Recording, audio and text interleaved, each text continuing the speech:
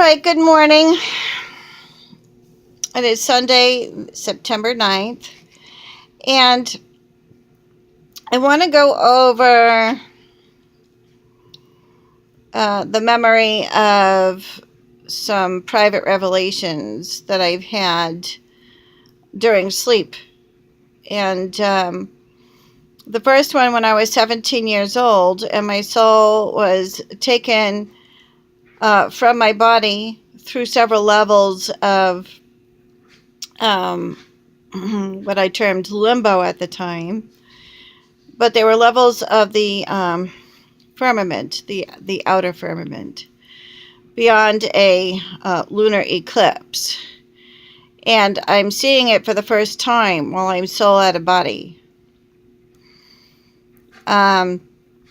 I was pulled through several choirs,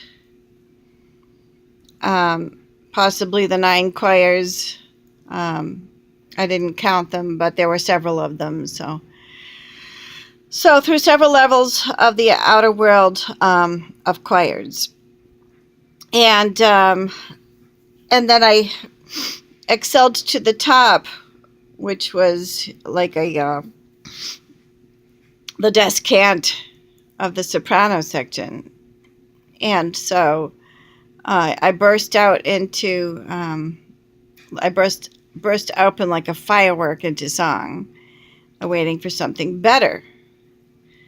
I climbed a little higher, and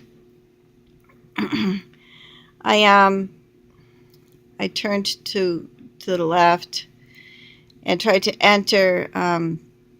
So this is the left of the lunar. So then I turned again to the left and tried to enter into a celestial light. It was a rather soft, mellow light, and it would not permit me to pass through. And I was returned to the body on earth. I awoke, I looked outside, and saw with the eye of my body that the lunar eclipse hung in the sky in the same way that I had seen it soul out of body. So I had seen it soul out of body for the first time. This is my first time seeing it was soul out of body. And when I was returned, I'm seeing it for the second time with the eye of my body. And I'm seeing it the same exact way that I had seen it on my sojourn. Now, I'm watching it melt into a crescent of fire in a matter of seconds. So it was a spectacular sight. A tear rolls down my cheek because I was sad to be back here on earth, as all the pain that I had afore knew just re-entered the soul of my body all at once upon my return. And I was sad to be back. So first, I think the sadness to be back came, and then all the pain entered, but not sure. Pretty sure that's how it went.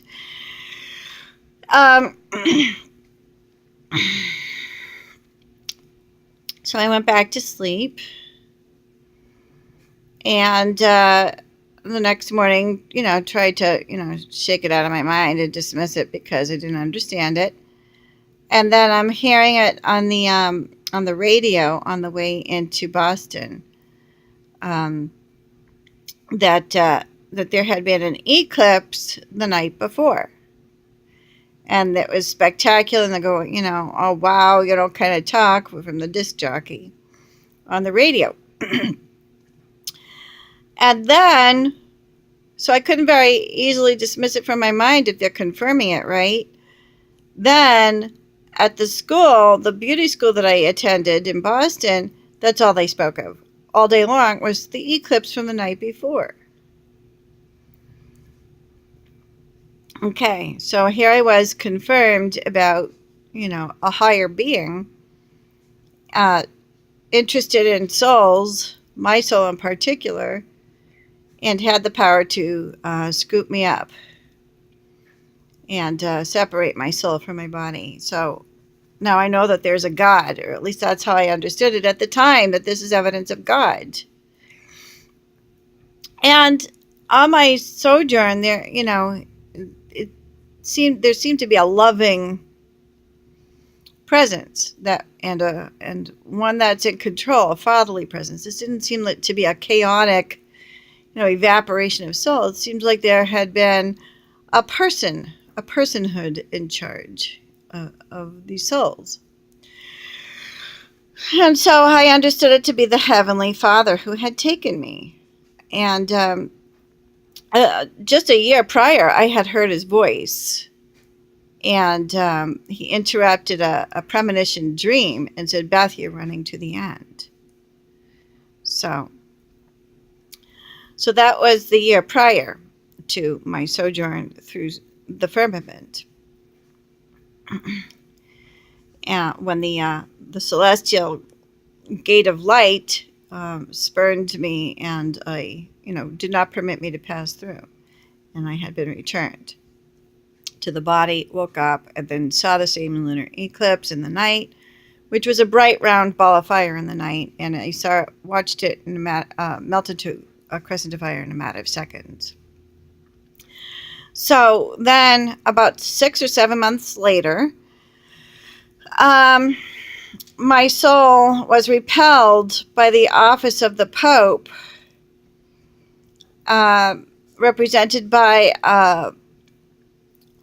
an eon light lit up a book that is made of eon light.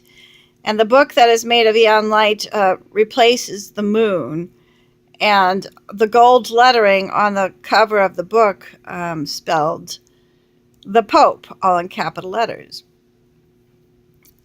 So my mother and I were traveling toward it. She was in the driver's seat and I was in the passenger side, and we're traveling toward this book in the night sky. The Pope, I exclaimed, and this rather shallow joy of exclamation turned into dread fear. And the dread fear alone, within both my mother and I were able to scurry the wheel of the car around to travel the opposite direction. We scurried it around. I mean, you could hear the, this kind of stuff going on, scurrying the wheel around to travel the opposite direction. So we're traveling a few feet, and my soul drops out of my body and into hellfire, which at that point it was no longer a dream. And so psychiatrists could explain that one away as a dream, certainly. And they would probably call it an hallucination because it was so vivid.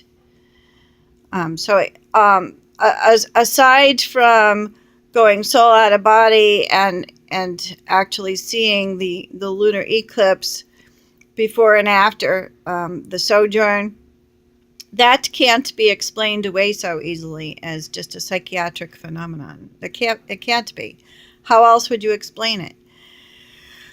If you were to explain that away scientifically, how would you go about that? I don't get many viewers, but, if any, like, psychologists or philosophers, want to try throwing me off track with that one and explain it away scientifically, certainly you're invited to do so, but without putting me down, because if you try insulting me, I'll just mute you. So anything that is perceived as an insult, I will mute. Yeah, it's not a sign of sickness to have spiritual experiences. And spiritual experiences on that level cannot be diagnosed. My soul was separated, it went somewhere and was returned. Whether you can explain that away in classical science, it certainly is reasonable to try to explain that away in classical science, but it's not a sign of a psychiatric illness.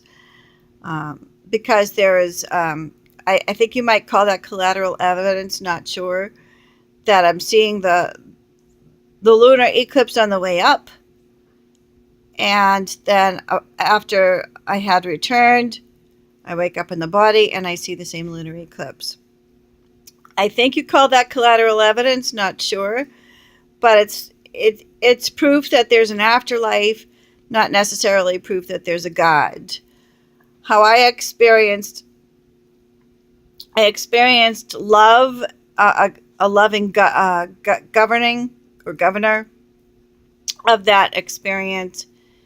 You could not see him, but there was a loving providence about that experience, and therefore that's what I'm calling God. Not because the situation was not chaotic. It wasn't as though my soul just evaporated. It was like somebody was in charge of that experience, and that someone was a loving, providential governor, which I call God, because love was present. The love was present and was governing all the souls in the firmament. So classical science certainly could explain the energy of a person evaporating into the outer firmament. That is something that classical science, I think, is game for. What they can't explain is the loving presence, unless we ourselves are the loving presence. But I don't think that would necessarily be the case. I don't think that we in ourselves could produce the loving presence that would keep us governed, because the human species is a mess. So I don't think that we can self-govern without the loving government of God.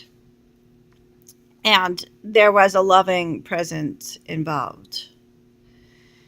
And it was holding us together in choirs. And I had made it to the top, and I burst open like a firework in song, so that my soul was singing, not my voice box, but my soul. Anyways, so like I said, 7 months later, the office of the Pope repelled my soul, and I dropped into hellfire, or what I termed hellfire, what I have often termed hellfire, could have been purgatory fire. And so anyways, I'm trying to draw an analogy to these experiences. In my life, it's almost as though they're predicting the future now that I'm looking back on some of the events of my life. That I had walked off the choir after 8 years of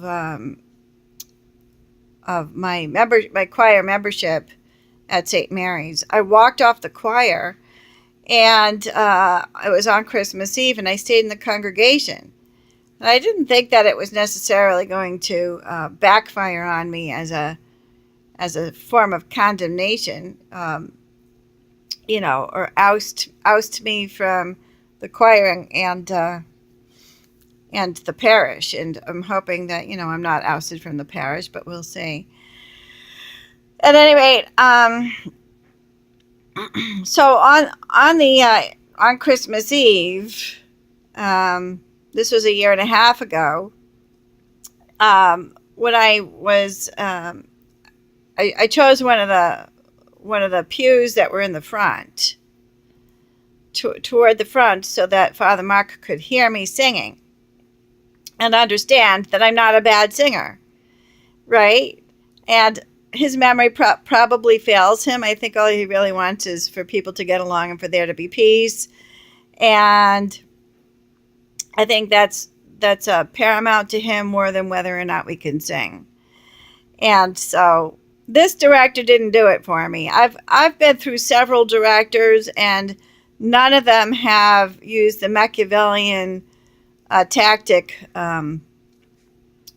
in the choirs, directing it at me, to make an example of me when they're afraid to address some of the other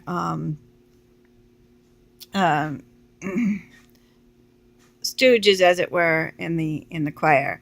And then I call them stooges because they kind of landed on us without a consultation, without an audition. They just kind of landed on us.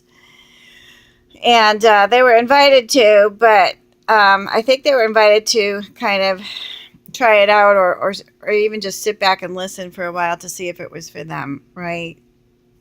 So, but they didn't. They just plowed right in, and they really weren't pulling it off. Some of them can't even carry a tune.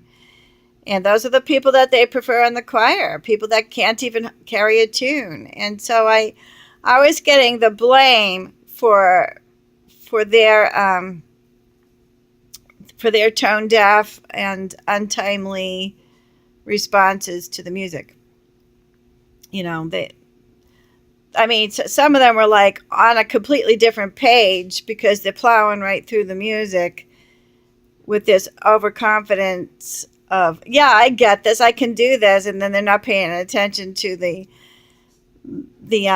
value of the notes, right?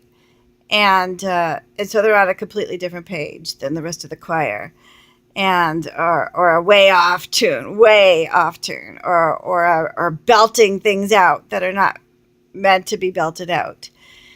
And here I've got this delicate voice, and I'm being, yelled at for things that other people sitting next to me are doing. So I eventually, even though on Christmas Eve nobody was yelling at me for a change, I decided to just walk, because I think I was planning it ever since Lessons and Carols, and that I was going to walk off on Christmas Eve. I think I was planning it. I said, I was debating whether or not to do it. I said, well, I'm just going to, this is it for me. I'm not going to take any more of this abuse. I'm going to allow him to hear these other sops, without me, and just let him live with how terrible they are, and let him live with his choice to triangle me. And so that's what he was doing, was triangling me, and that's what a Machiavellian director will do. Make an example of the one who he thinks is going to be most faithful, and I guess he must have thought I had an ego of steel, that I'm just going to keep on showing up and take the abuse, so that he doesn't have to address these other people. He, for some reason, was afraid to address the newcomers, who I call stooges, and or some of the other, one of the other girls who's been there for just as long, but she really goes off tune a lot, and he doesn't want to address her either, because she's such a nice person. I mean, she really is a very nice person. And so he doesn't want to correct her, and he doesn't want to correct some of the newcomers that just landed on us without a consultation, because they have had a position of prestige in the church. They were in a position of leadership in the church, so he didn't want to throw any shoes at them. So I was kind of a standalone, like one of the two of the sopranos that would normally take second. They were a little bit more professional at sight reading, and I used to rely upon them to help me. And then he would split us up, and they would take second, and so I was stuck leading the two stooges that landed on us. And I took first.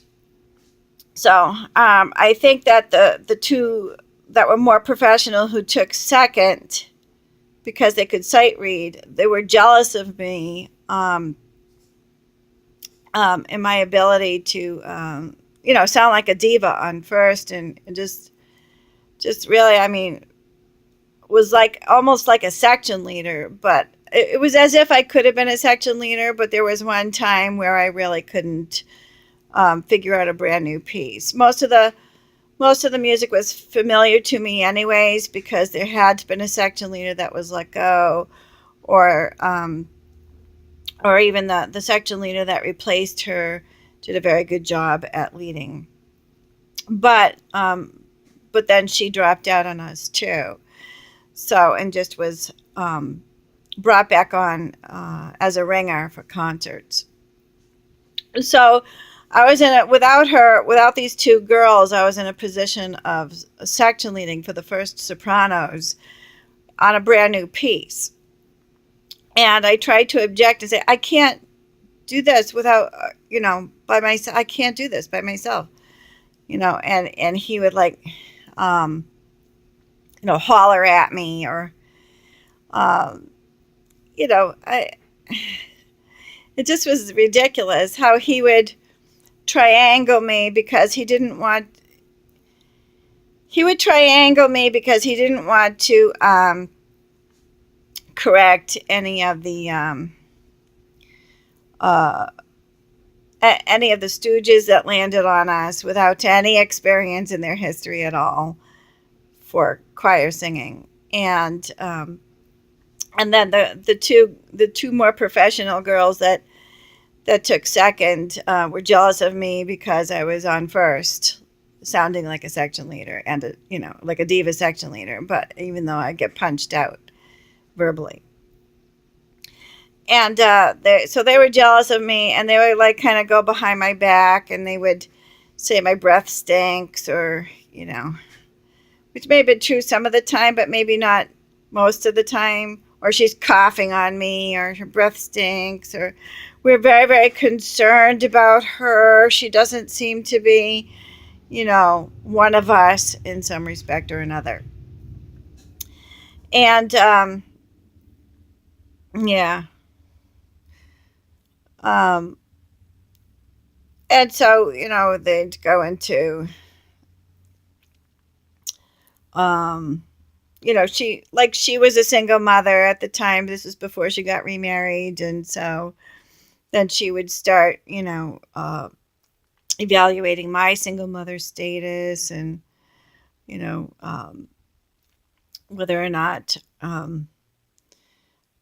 whose single mother status was superior to another person, that her single mother status may have been superior to my single mother status, and the circumstances therein, and all of this, crazy stuff like this, whispering and backbiting and all of that.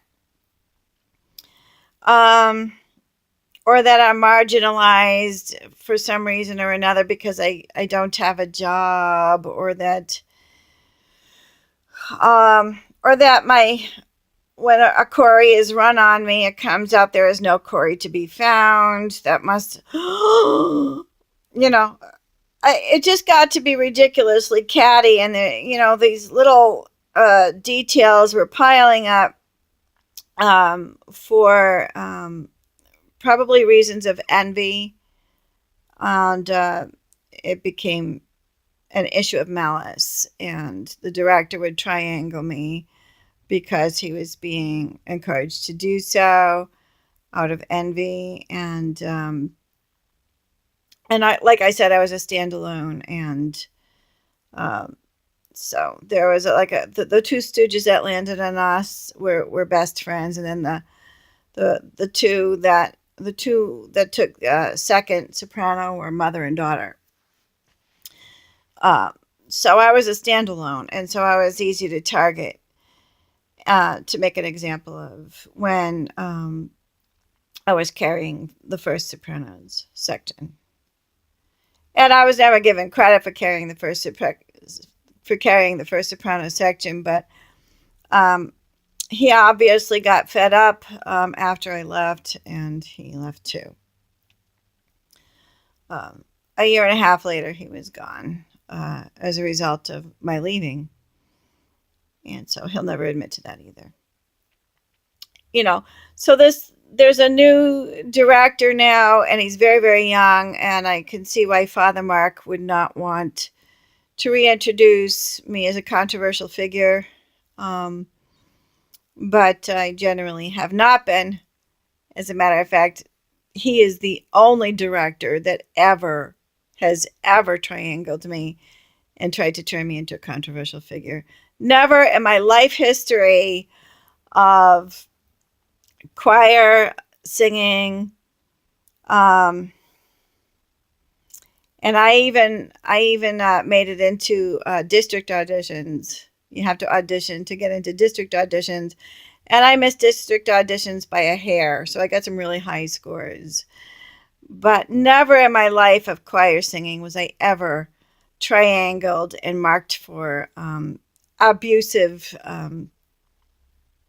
verbal assault and, this catty kinds of behavior going on, which makes the choir feel, oh, so concerned. I didn't start, talking about um, my concerns with their behavior until after I left.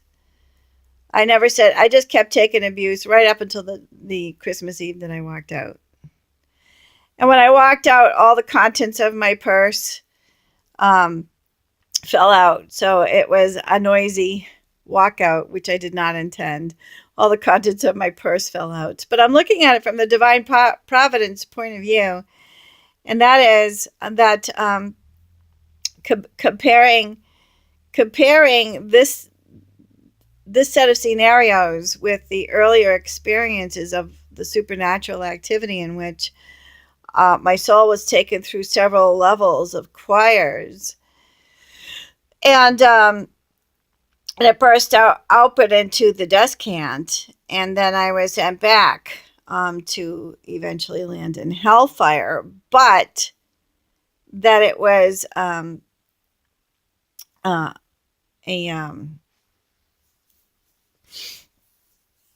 result of going head to head, it seemed, or like a face-off between myself and the Pope, the office of the Pope.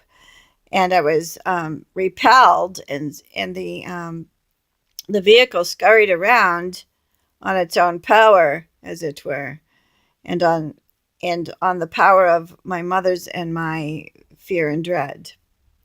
And I fell into hellfire. Now, granted, my walk-off from the choir years and years and years later was not, did not land me in hell per se. And I have given 7 concerts since I have left that choir. So I had originally not planned to try and re-enter St. Mary's choir until after I had reacquired more experience with other directors, and so I could reapply with somewhat of a resume, a repertoire of experiences. And I instead double-checked with Father Mark to see if it was okay to re-enter this choir because of my own nostalgia. Of course, I still have mixed feelings about it anyways. And he was not open to that. But not only was he not open to my re-entrance, he also stated he gave me a blanket condemnation for all my service, and said that the music ministry is not my ministry and that I'm not suited for the music ministry. After 8 long years of undying service to the music ministry under his watch, I'm not cut out for the music ministry. Not everybody is cut out for a particular ministry, and I'm one of those people, which is ridiculous because, like I said, I am still involved in the music ministry, and I gave 7 concerts since I left St. Mary's choir. Since I walked out that Christmas Eve, I have so far given 7 concerts within 1.5 years. So if he thinks he's taking advantage of, he perhaps thinks he's taking advantage of more rejection, which I have not undergone with these other music ministries that I am presently involved in still to this day. As far as I know, of course, we take breaks in the summer. as far as I know, I still am maintaining my status and involvement in music ministries, with the chorale local to me, and also um, with the Church of Christ local to me. So I am, and the Church of Christ keeps asking me and begging me to um, become a full timer, and so does St. Joseph's across the street from me. They want me too. Of course, um, the Monsignor is the only one that has heard me sing, because I showed him a video of myself singing. But yeah, I come recommended. As a matter of fact, the the director that I walked out on, the Machiavellian director that I had walked out on at St. Mary's, wrote me a letter of recommendation for me to use for any reason whatsoever that I see fit. So, and he said that he recommends me for any ensemble that can benefit from my singing. So I come recommended not just by him, but by several people. Several directors recommend me, even the Machiavellian one.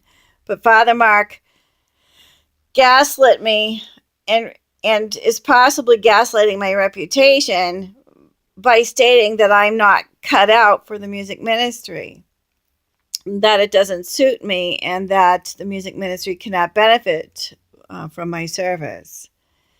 And so he obviously has brain fog about what type of service I gave after 1.5 years.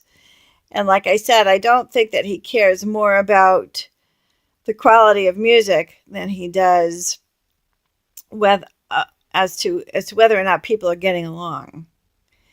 And I'm concerned that he may be giving me a reputation for being undirectable, as his Machiavellian director may also decipher that I am undirectable. Of course, if the Machiavellian director actually thought that I was undirectable, then he wouldn't have written the letter of recommendation for any ensemble that can benefit from my singing, if he really believed that I was undirectable. But the fact of the matter is that he must know in himself the level of his own guilt, and that he was triangling me and assaulting me to make an example of me, because he was afraid to direct the criticisms where it would be more appropriate for them to go.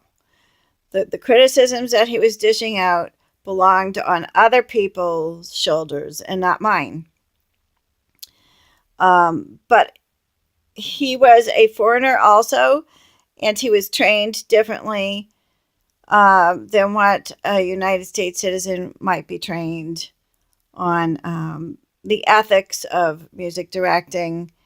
And this was what I heard through the grapevine by the section leader he fired, also stated that that the Machiavellian director was trained to be toughest on section leaders. So I had asked him if he was trying to make a section leader of me, and of course he did not admit to it. And because that would mean he would have to pay me, right? And I'm not. I can't even sight read without other sight readers. Without other sight readers, I can't do it. But you wouldn't know that, because I catch on so quickly. You wouldn't know. I only catch on quickly as a first soprano. I don't catch on as nearly as quickly as a second soprano. So at any rate, I didn't land in hellfire for walking off the choir, like I said. But it's almost as if those supernatural experiences were seeing into the future, a mark on my future pilgrimage here on earth and ministry. And so it just makes me wonder, with all of this controversy going on between us, and other concerns that were raised, such as my hard feelings and my responses, etc., and trying to negotiate and work through these problems. Might it have been a warning to be face off with the Pope or the papal office, and then landing in hellfire? Could it have been some type of a warning about clerical respect and between the laity and the clergy? That was my question after all of that. And so I am working through some of this with St. Joseph's Parish, because I selected a spiritual director in the Monsignor of St. Joseph's Parish. And they have people that are governing the Wings program at St. Mary's, and they have people that also sing with the St. Mary's up the street. So that's two different St. Mary's parishes that St. Joseph's is involved in, and they've had a director from one of the St. Mary's parishes, and they've had people, like I said, that sang in at St. Mary's parish, as well as their own parish, and then they've had people from St. Joseph's that governs the Wings ministry at St. Mary's on the other end. So they got people in both St. Mary's parishes that are governing and contributing to their ministries. At any rate, so they won't. They'll be given a hard time at the original St. Mary's, where I was mistreated by a Machiavellian director.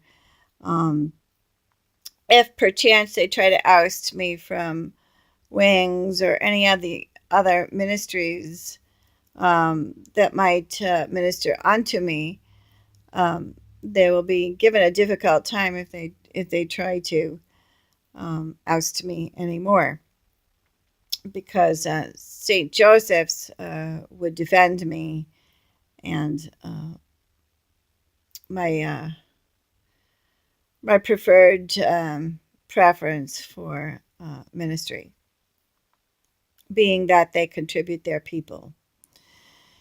And so the primary reason for choosing the Monsignor at St. Joseph's for a spiritual direction was because he had stated in the Sacrament of Confession, when I was missing Mass due to all of the ITCCS news, and this is just prior to the ITCCS news beginning to now go mainstream, and it is becoming verified in the mainstream media for abuses uncovered. So I had been missing Mass, and I went to confession for it, and the Monsignor had declared that he's got classmates in the Vatican, and that he himself spoke to Sister Lucia regarding the third secret of Fatima. And the third secret of Fatima goes over a lot of this. And so he went over the third secret of Fatima with me. He said it was recorded in the Catechism of the Catholic Church, put out by John Paul II and Ratzinger at the time. But John Paul II himself had recorded the third secret of Fatima as he understood it, and he recorded it into the. It's a paragraph that he recorded into the Catechism of the Catholic Church, and so we went over that, and that was about all that the Monsignor was going to divulge of his personal interview with Lucia. I haven't really been pumping him for a lot of information regarding his classmates or his conversation with Lucia. But that was my original intrigue as to why I would want to personally interview with him, to see, to hear him, confide just a little more and a little more to me regarding this visit and acquaintanceship of his. And so instead of, in the meantime, just prior to our first appointment, somebody else involved in a different music ministry who works at St. Mary's had said that the Monsignor is a real scholar when it comes to scriptural interpretation. So with my very first visit to the Monsignor, I had brought my Bible. And then he said he was going to go over the third secret of Fatima next. But originally, when I went over, when I brought my Bible, I think we went over some of the Apocalypse. And then from there, he disclosed the third secret from the Catechism of the Catholic Church. At any rate, so that's that so far, and I think that, like I said, it's very possible that I'm sure that what was given to me by revelation initially was not just about my life, but it may involve dual prophecy. Most prophecies involve dual prophecy, because they unveil the problems with the personal life of the individual seer, or the problems that are foreseen within the life of the personal seer, and then they at the same time speak to a much larger community of the faithful, or of those that perhaps are unbelievers too. Pray tell that we can attract them to the mysteries of eternal redemption and eternal salvation through Jesus Christ our Lord.